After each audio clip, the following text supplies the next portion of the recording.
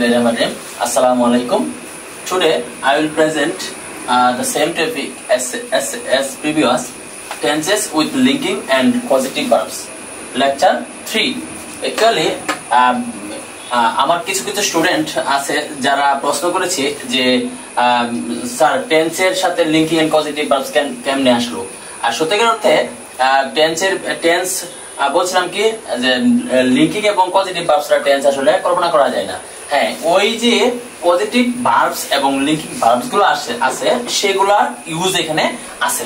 Actually linking and positive আলাদা factor থাকলেও তার যে ভার্বগুলো আছে ওই ভার্বগুলো এখানে প্রয়োজন। যেমন am, is, are, was, were, be, being, being.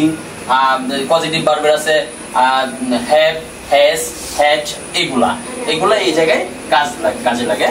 তাহলে আমরা দেখি আজকে 4 নাম্বার সেকশনে আছে কি প্রেজেন্ট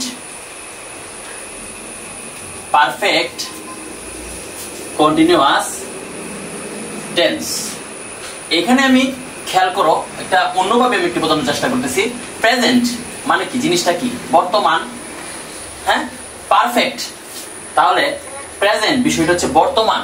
আর পারফেক্ট এর ভিতরে কি লাগে আমরা জানি, হ্যাভ বা হ্যাজ লাগে, ঠিক না? আমরা একটু অন্যভাবে দেখতেছি। আর কন্টিনিউয়াস, এখানে দেখো তো প্রেজেন্ট কন্টিনিউয়াস তার মানে কি এম, ইজ, আর, ঠিক না? প্রেজেন্ট কন্টিনিউয়াস তার মানে এখানে কি হলো খেয়াল করো, খুবই একটু মনোযোগের সহিত তোমরা দেখো যে প্রেজেন্ট পারফেক্ট কন্টিনিউয়াস টেন্স, তাহলে প্রেজেন্ট মানে বর্তমান, তাহলে বর্তমান প্রেজেন্ট কন্টিনিউয়াস মানে কি এম, ইজ, আর আমরা আগে পড়ছি, কিন্তু প্রেজেন্ট পারফেক্টের ভিতরে কি পড়ছে আবার হ্যাভ, হ্যাজ। তাহলে এই দুইটা বিষয়ের মিক্সচার বা মিঙ্গেল বিষয় এখানে ঢুকে গেছে। আমরা একটু খেয়াল করব এই বিষয়টা কেমনে হয়। তাহলে আমরা স্ট্রাকচারে যদি তাকাই তাহলে কি হয়, স্বাভাবিকভাবে সাবজেক্ট থাকে, সাবজেক্ট, তাহলে আমরা দিলাম কি হ্যাভ, আবার দিলাম কি আমরা হ্যাজ, হ্যাভ বা হ্যাজ দিলাম, তারপরে দিলাম কি খেয়াল করো, যেহেতু আমরা বলছি কি প্রেজেন্ট পারফেক্ট, আবার একসাথে বলছি কি প্রেজেন্ট কন্টিনিউয়াস, তাহলে আমরা এম, ইজ, আর এখানে রেখে দিলাম। খেয়াল করো এম, ইজ, আর রেখে দিলাম।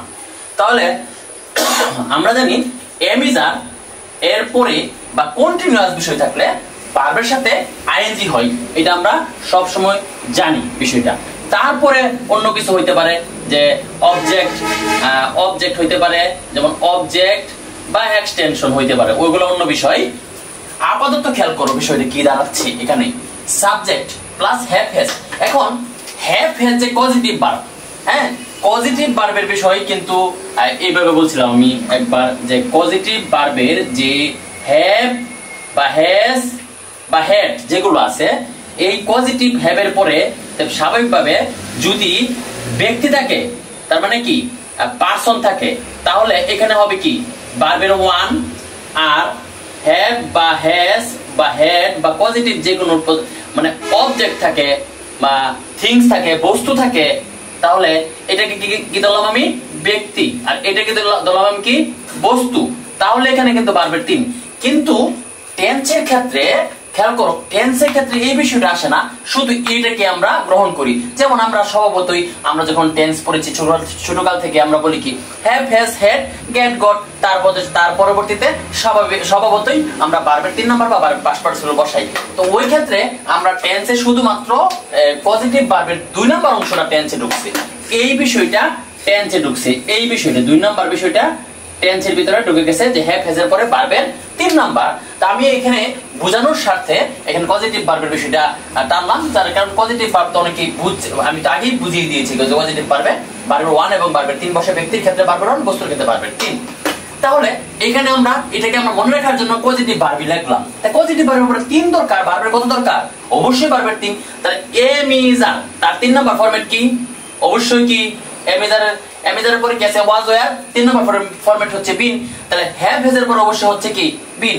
এখন বিন হচ্ছে লিঙ্কিং ভার্ব, কারণ এম ইজ আর হচ্ছে লিঙ্কিং ভার্ব, এইগুলা 2 নাম্বার ফরম্যাট বলো 3 নাম্বার ফরম্যাট সবই লিঙ্কিং ভার্ব। তাহলে লিঙ্কিং ভার্বের পরে আমরা জানি যদি চলমান থাকে তাহলে ভার্বের সাথে আইএনজি, লিঙ্কিং ভার্বের পরে আবার শোনো যদি লিঙ্কিং ভার্বের পরে চলমান থাকে তাহলে ভার্বের সাথে আইএনজি প্লাস প্রেজেন্ট পার্টিসিপল হবে, অ্যাডজেক্টিভ হইছে এখানে অ্যাডজেক্টিভ হবে।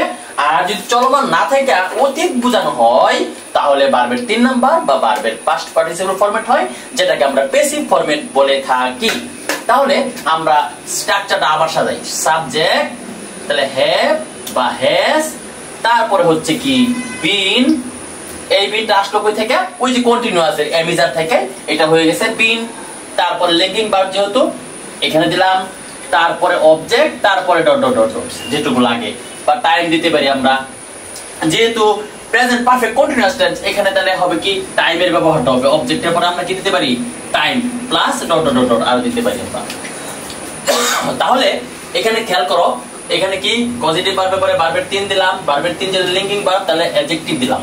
তাহলে একটা উদাহরণ দিই আমরা, I have been, I have been, ডোর সাথে দিলাম doing, I have been doing the work. তাহলে টাইম টাইম আসবে, তাহলে doing the work for 15 minutes. খেয়াল করো এখন এটা ব্যাখ্যা দিচ্ছি, আই হ্যাভ পজিটিভ, ওই যে বিন এমিজার দিলাম, তাহলে ডুইং হচ্ছে তোমার এখানে adjective, I have been doing the work for 15 minutes, I have been doing the work for 15 minutes. তাহলে এখানে আবার খেয়াল করো এইটুকু কিন্তু ফর 15 মিনিটস, ফর যেহেতু প্রিপজিশন, প্রিপজিশনের পরে সর্বশেষ শব্দ নাউন থাকে, নাউনের পূর্বে অ্যাডজেক্টিভ থাকে, ঠিক না? এটা আমি আরেক সময় বোঝাবো, এটা হলো প্রিপজিশনাল ফ্রেজ। এটা আমি ফ্রেজের অংশে বা ক্লজ অংশ যখন বোঝাবো তখন এগুলো আমি আরো সুন্দর করে বোঝাই দিব। তাহলে এখানে আবার এখানে যদি বলো তাহলে এটা কি, এটা নাউন ফ্রেজ, এটা হচ্ছে নাউন ফ্রেজ, এটা নাউন, নাউনের পূর্বে আছে কি এটা ডিটারমিনার আছে, ঠিক না? তাই এটুকু হচ্ছে নাউন ফ্রেজ। তো এগুলা ফ্রেজ কখন হয়, যখন একের অধিক শব্দ নিয়ে শব্দগুচ্ছ থাকে তখন এটা ফ্রেজ হয়, এটা ফ্রেজ, এটা ফ্রেজ, ঠিক না?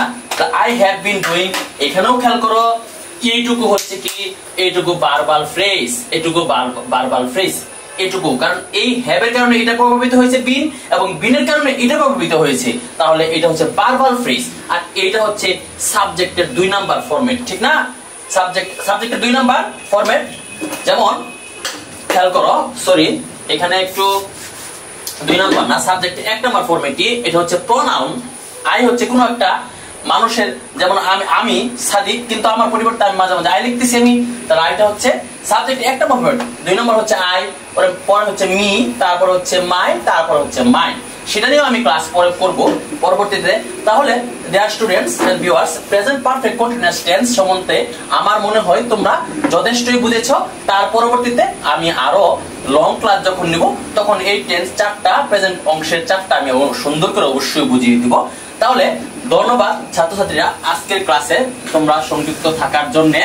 তাহলে এখন আমরা এই আগের মতোই যে আমাদের যে বিষয় ছিল কিওয়ার্ড, সেই কিওয়ার্ড, আজকের কিওয়ার্ডটা আমরা এখন দেখব। তাহলে আজকের কিওয়ার্ড হচ্ছে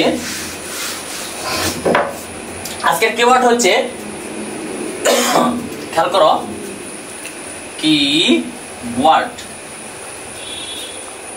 দিলাম আমি, ক্যান প্লাস ট্যাঙ্ক, খেয়াল করো ট্যাঙ্ক, পরে দিলাম ই আর ট্যাঙ্কের, পরে দিলাম ও, তারপরে দিলাম আস। খেয়াল করো তো কত মজা। তাহলে একসাথে যুক্ত করো, ক্যান ট্যাঙ্ক কে আর ও ইউএস, ক্যান ট্যাঙ্কের আস, মানে হচ্ছে কি ঝগড়াটে বা বদ মেজাজি। কিন্তু এখানে খেয়াল করো ক্যান, ক্যান মনে রাখলাম, ক্যান দিয়া, ক্যান শুধু কি ট্যাঙ্কের না ও আছে, এখানে মনে রাখতে পারি যে ট্যাঙ্কের ক্যান, ট্যাঙ্কের ও আমাদের, ঠিক না? এই যে দেখো খেয়াল করো ক্যান, ক্যান ট্যাঙ্কের, তুমি যে মনে রাখতে চাও যে এইভাবে ট্যাঙ্কের বানানটা ভুল হয়েছে, তারপর মনে রাখার জন্য ক্যান ট্যাঙ্কের ও আমাদেরকে, ঠিক না? আস ও আমাদের, এটা মনে রাখার জন্য দেখো ক্যান, ক্যান ট্যাঙ্কের ও আমাদের, ক্যান ট্যাঙ্কের ও আমাদেরকে, বা ক্যান ট্যাঙ্কের ও আমাদের, ট্যাং ট্যাঙ্কার আস জবরাটে বা বদমাজি। ধন্যবাদ। তোমরা আমার টোটাল ইংলিশ সলিউশন পেজটা অবশ্যই সাবস্ক্রাইব করবা এবং আমার যে ফেসবুক পেজ আছে এখানে লাইক কমেন্ট শেয়ার দিয়ে পাশেই থাকবা। ধন্যবাদ। আসসালামু আলাইকুম।